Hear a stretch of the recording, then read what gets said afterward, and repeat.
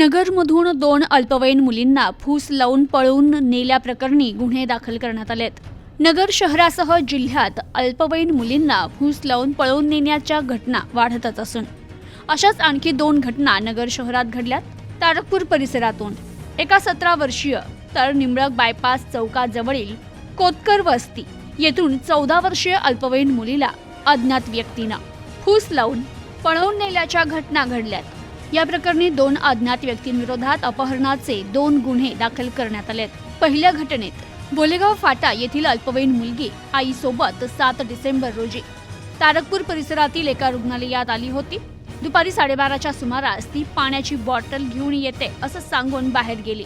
ती पुन्हा बराच वेळ परत आलीच नाही। त्यामुळे तिच्या आईनं आजूबाजूच्या परिसरात शोध घेतला, मात्र ती कुठेच सापडली नाही। त्यानंतर 2 दिवस तिचा शोध घेतला, मात्र तरीही ती सापडली नाही।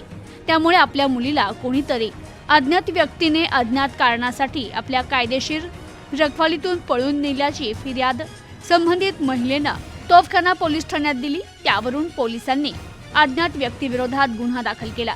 तर दुसऱ्या घटनेत निंबळक बायपास चौकाजवळील कोतकर वस्तीतील 14 वर्षीय अल्पवयीन मुलगी सोमवारी सकाळी 8च्या सुमारास घरासमोरून बेपत्ता झाली। बराच वेळ झाला तरी मुलगी घरी न आल्यानं तिच्या कुटुंबियांनी आजूबाजूच्या परिसरात तिचा शोध घेतला, मात्र तिची काहीच माहिती न मिळाल्यानं ती कुठेही आढळली नाही।